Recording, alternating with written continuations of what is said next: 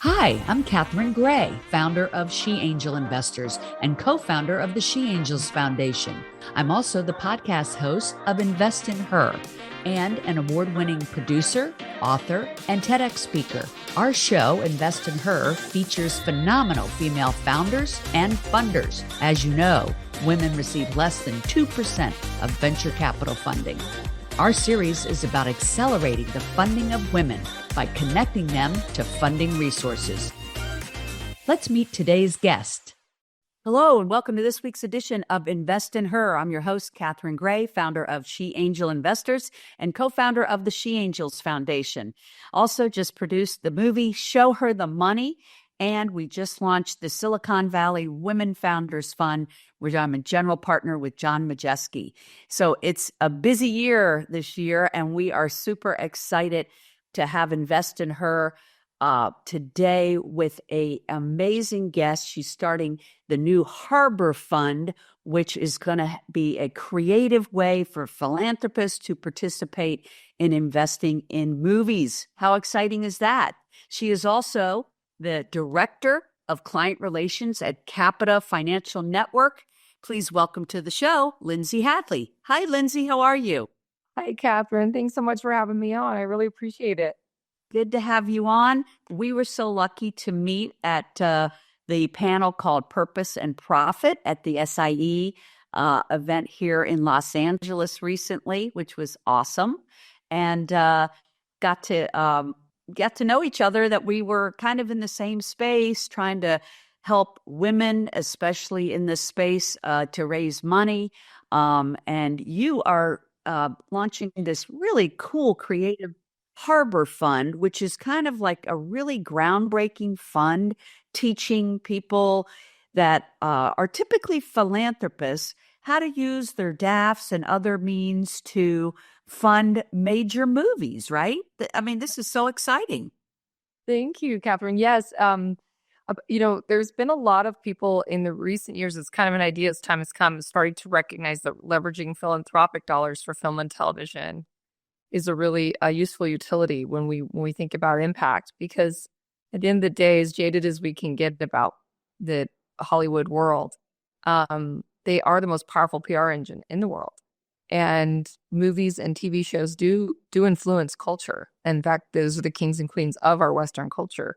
And sometimes that's much to our dismay, because some of what comes out of there doesn't reflect the core values in America. But ultimately, just to stop you there 1 second, that can be good or bad, right? Yeah, it can exactly. be used to influence for the greater good. Yes. And also, sometimes I look at these movies and I think, why are they making these movies about destruction and things like that? I feel like it perpetuates it, don't you? Yes, I think that's right. Like, at the end of the day, as human beings, the most powerful thing we do is we tell stories to ourselves and each other. And, I think about the way that culture is designed and everything. You've started this incredible movement of helping women have a different story around money. And at the end of the day, that dollar bill, that currency we've created, we just have a story about our shared agreement around that piece of paper. Our entire economy is propped up in all of our transactions on stories that we're telling ourselves. And at the end of the day, the businesses, our brands, the confidence we show up in a room, whether we see people in short-term transactional, what can I get out of it, or abundant long-term, relational equity, however we look at the world, are just stories we're telling ourselves. And so I believe deeply in the power of changing culture through film and television. And we want to partner with some of the most benevolent benefactors out there to help commission works of art that change our culture for better, that bring more human empathy, more capacity for holding nuance and polarity, understanding that two things can be true at the same time, and paradox, things that we're starting to lose a lot, through our sound bites in social media and the algorithms that perpetuate one side thinking. I'm really excited to be a part of a group of people that genuinely, I say with all my heart, are like a million times better than me. Like the people that I've surrounded myself, I just want them to rub off on me, their goodness, their capacity, and their character. And by the grace of God, I've been able to amalgamate some of, I think, the best critters on planet Earth to kind of tackle this problem. And I'm so, so humbled by it. Well, that is amazing. And I love what you're saying. And I want to talk about how you got from what you're doing to where you are with this. And just wanted to mention, I couldn't agree with you more that film and television is what helps shape culture. It's why we made the movie Show Her the Money, to let people know how underfunded women are in the venture capital world, in the entrepreneurial world, and how that adversely affects the planet. Like, we need all of the brain power, right? Making movies, creating scientific projects, technologies. We need all of that brain power, right? So I couldn't agree with you more on that.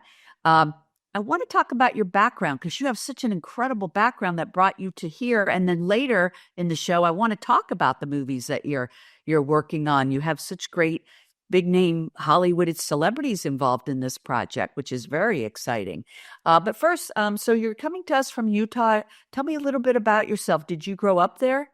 I did. I grew up in a very small town in Utah where, again, talk about stories. There was not a really much narrative around me around women in business and women in leadership. I was a very hyper conservative and LDS culture where most of the women in my purview were stay-at-home mothers. And while I think that is the most incredible, beautiful, benevolent work, I just never had any kind of story to be told that a woman could be building, a fund or running businesses or doing what I'm doing today. And so it's changing. The culture is changing significantly. And again, some for the best and some for the worst. And we're seeing women take more leadership and lean into some of their gifting and having shared responsibilities at home. But also, I do believe there is an innate gifting of nurturing in women. And I think to bring that into the workplace or into the financial sector or any sector is only a good thing. I think diversity of thought, we need each other, and diversity of culture and come from, all of that just brings so much value to. Well, and they say the most profitable companies are those run by both men and women, because they do bring two different perspectives to the table and together make it a stronger business or culture. So yeah, I couldn't agree with that more. As the director of client relations for Capita Financial Network, tell me what your position is there, and what does the Capita Network do? Yeah, and I'll just back up a tiny bit, but my background was 10 years of consulting in the nonprofit sector. As I mentioned, I never had career ambitions. I never had like a view that I wanted to be this or that. I always knew I would just be a mom. And you were very involved with this famous global citizen project. Yes, it kind of happened to me. I mean, I was putting one foot in front of the other, and due to some circumstances in my life, I found myself as the primary breadwinner in my marriage and in my family. And I only thought that I would just do philanthropy and charity work as like a side thing, as just something that I was following my passion. I never, ever imagined it would be to provide for my family. I have 3 little boys now. I'm married to an amazing man who's now a general contractor and builds homes. But at the time, back in 2008, he was a stockbroker. And when the market collapsed, I found myself being the primary breadwinner in nonprofit, where we demonize overhead and don't pay people very well, no matter how talented. But I found myself raising tens and tens of millions of dollars for charity, and I built a little boutique consultancy called Hadley Impact Consulting, where we were like a one-stop shop for social good. We did everything from fundraising, event production, strategy, PR. Wait, it wasn't so little. You raised over $100 million. It was a little team, but we punched way above our weight. We did. We raised over $100 million for our clients, and our campaigns and events leveraged billions. And Global Citizen was one of those clients and projects. I was the founding executive producer and the founding chief development officer of Global Citizen. It's kind of like Live Aid of our generation. It takes place in New York City every year on the eve of the eve of the United Nations General Assembly meeting. It's during that weekend. We did an event in Australia during CHUGM, which is the Commonwealth Dignitary World Meeting. And we had leveraged $118 million for polio, putting on this concert, which forayed us into doing that in Central Park, where we leveraged billions for the world's poor. And that put me in this epicenter of working with some of the most influential people in culture, both in the private sector, the public sector, the faith communities. I found myself in positions and at seats of tables of power, and was consulting and supporting leadership around the world. And to totally humbling, just blew my mind. Again, never imagined the trajectory of my career or my life, but ultimately for the last decade, it helped multinational corporations, NGOs,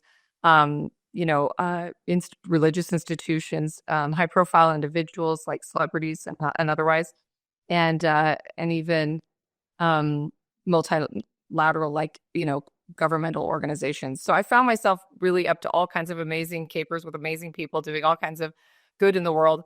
And let me stop you there. Like amazing people, like isn't like Richard Branson involved with Global Citizen and some other people of caliber, right? Yeah, amazing people. I mean, at Global, Richard Branson's now supporting Harbor Fund, my new initiative, but which I'm so grateful for. In 2 weeks, I'll be on Necker Island with him, and we're putting together this like our annual gala, like our inaugural. Yeah, he's a good guy. He does good things with his money, doesn't he?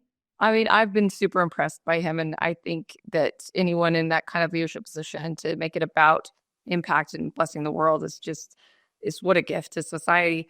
And you know what? To that point, this is the whole mission of what we do with Show Her the Money, with She Angel Investors, with our fund, Silicon Valley Women Founders Fund, is we're trying to help women understand it's okay to invest and make money so that you can make a difference in the world and help other people. And that's right. A perfect example of that.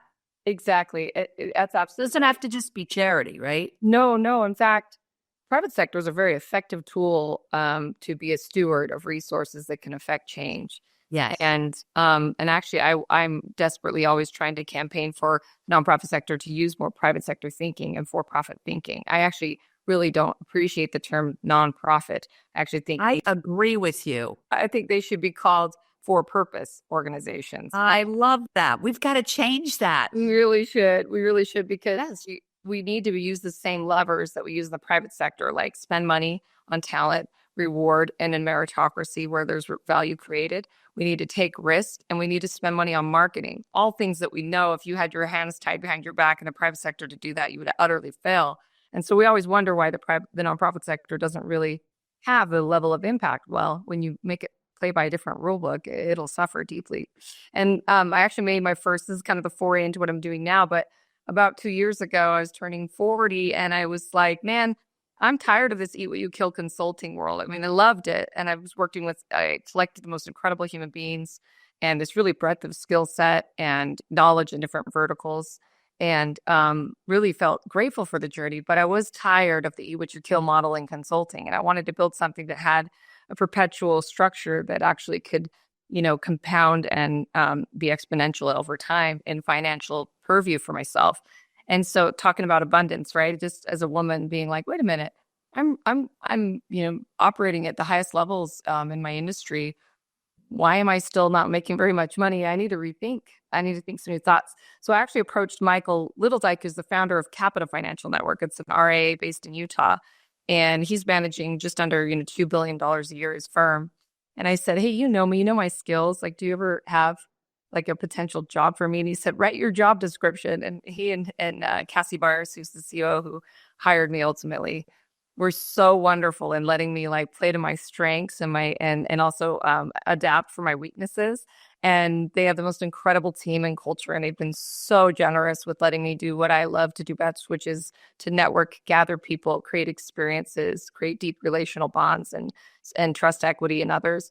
And we've been doing that at Capita. We kind of created a good old girls club in finance. And so we focused predominantly on women. Even if the women are not the primary principals in their wealth purview in their marriages, they have deep influence about who they trust to manage their money with their spouses or their husbands. But right now in culture, as you've pointed out with your work, Catherine, women are becoming online as the stewards of resources like never before at exponential rates, both being the inheritors of next gen wealth, being the principals who actually are driving the value and the wealth in their families and being the primary breadwinners. And we're seeing more women in leadership and having more equity. And so it's a real time to invest in women. And quite frankly, the finance world has mostly been a good old boys club. And most deals in business and most trust equity in business takes place on a golf course or, courtside to a basketball game or on a private jet on a hunting trip. And women don't get invited and don't get courted and don't get considered in most of these situations in this sector. We saw that, and we thought it was like shooting fish in a barrel, like just pour into these women and watch what happens. And the funny part is, and I don't love that phrase, you should be feeding a bunch of fish in a barrel with one piece of bread or something like. But ultimately, we ended up just like pouring into women, and it's been insane. Like, even if they don't become our clients, they already have financial advisor. They're referring people, and they're supported, and they're working, so collaboratively. We're on a private jet now, taking them to go do humanitarian work in Africa. And, instead they're sitting there telling each other, oh, you're going to IPO. Let me give you information, or don't work with that marketing agency. That didn't go so well for me. Let me tell you about venture capital money when you take it, the strings attached, whatever it is. I mean, there's so much abundance with women. I haven't seen the same kind of posturing that sometimes we see in the male, masculine structure. We see when they feel safe. If women feel threatened, they can be kind of rough. But if they feel safe and they feel nurtured and they know that there's abundance as the tone and the setting, it's just remarkable the kind of radical, reckless generosity they have with each other. And it's like a rising tide that lifts up all boats. So that's what I've been doing at Capita, and it allowed me to build a book of business that has given me the financial freedom now in the last 2 years to then do my most passionate work, which is co-founding Harbor Fund, which is this. And let me just say, shout out and kudos to Capita Financial.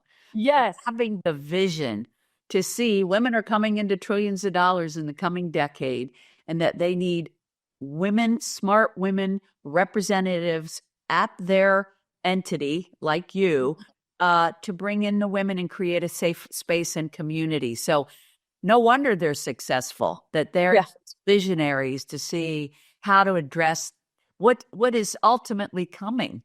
And those financial institutions that don't recognize that or adjust for that will be left behind. Well, I thank you for that shout out, and Capita deserves it. It's such, from the leadership down, a culture of generosity and other centricness and long-term accounting and relational in their approach. It's so sincere. In fact, they do something really remarkable. They cap their advisors at 220 plus clients so that they don't get overextended, so that the bottom of their book doesn't become like chopped liver, like a lot of financial advisory firms and situations. They have 700, 900 clients. You can't have a real relationship generally with that many people. Smart. And I'm glad that they recognized what talent you bring to the table. And I love that you then had the opportunity to launch your own Harbor Fund. So let's wrap by talking about that, because that's really exciting what you're doing. It's really very revolutionary. Thank you, Catherine. What a gift it is to be seen, right? And have people like appreciate you, and also like see all of you in your totality, even your weaknesses. Of course, I've got shortness in my game, and they sign up for it, and they're like, we're willing to pay that tax, and here's how we'll support you. Like, I have this amazing team around us to help. But I'm so blessed to be able, and Capita's been so generous in supporting me and being able to found a 501c3. It's apparently kind of a brand new structure. It's just the IRS was trying to wrap mind around it, and actually kind of challenged us for, like a precedent. And there has been other funds like this in social impact investing. But essentially, we're a venture capital shaped film fund, but it's a nonprofit. And so how it works is benefactors donate to a specific film project, almost like a special purpose vehicle in investment, if people understand that term. They picked this specific movie. And let's use movies of the past to kind of illustrate. But movies like Blood Diamond or Hotel Rwanda or Aaron Brockovich or the movie Taken or the movie Schindler's List. These are all cause-based films that have important messages, that have a social good component to it, and that bring awareness, build empathy, educate, and cut through the zeitgeist of culture for change at scale. And so imagine if somebody, we're making like the Aaron Brockovich of tomorrow, right? A philanthropist can come in and want to underwrite the storytelling around corporate greed and the heroicness of people who stand up to it, especially a woman, as the protagonist. And they could executive produce it by donating to Harbor, let's say $1 million to the movie. They then get executive producer credit. Our nonprofit then takes an equity position in that film or TV show, like any venture capital fund, pair pursue with whatever the cap table is for that specific film project and that production company. And then any returns come back into the fund, including the principal and the carry, and stays in that fund in perpetuity as an evergreen war chest for good filmmaking. And that's Harbor Fund. It's a really elegant solution where philanthropists can not count on a return for themselves personally, but understand that if the film is profitable, which is rare in Hollywood, it's a tough sport, that there will be this ongoing perpetual nature in the fund. And so we're really excited about that. It's a real elegant new solution, and ideas time has come, we really feel. I love that. And, so many families that have been fortunate enough to build wealth often have their donor advisory fund, which we talked about on our purpose and profit panel. And the money sits there being unused or sometimes donated to nonprofits for, charitable reasons. But we're hoping through this program and all the good work you're doing and what we're doing that people see, oh no, that money can be used to be put into films that help shape culture. And what better usage of their money? And then, like you said, if there is a profit, it comes back into their donor advisory fund, and then or back into your harbor fund, so that you're building the opportunity for there to be more films of that nature. So, I'm glad we're waking people up to the fact that their charitable dollars sitting in a DAF or a foundation or whatever can be used to make movies, and not just any movies, but ones that actually help impact the world, right? And how exciting is that? It's so exciting, Catherine. I think a lot of people have asked me because we incorporated 6 months ago and we've raised over $5 million and deployed it into 7 different projects. And we've gotten a lot of tailwind. Like you mentioned, big names. We've had a lot of big names get around the fund and support it, from Richard Branson to Mark Burnett, who's, the prolific producer, who did Survivor, The Voice, Apprentice, Shark Tank. I mean, just incredible. Geraldine Dreyfus, who's kind of the mayor of impact documentaries. She's won more Oscars than anybody I know as a producer. She was responsible for films like Biggest Little Farm and The Cove and Won't You Be My Neighbor, and films like Born into Brothels.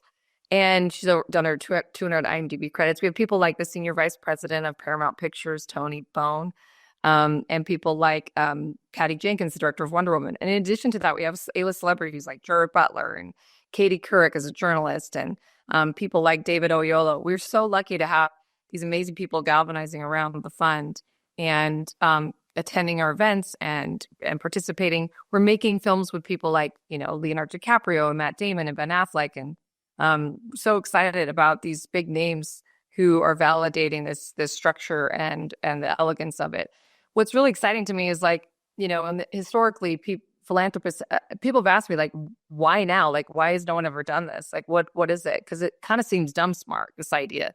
Yeah. And I just say to them, well, historically, philanthropists have demonized the idea of overhead, going back to that original comment.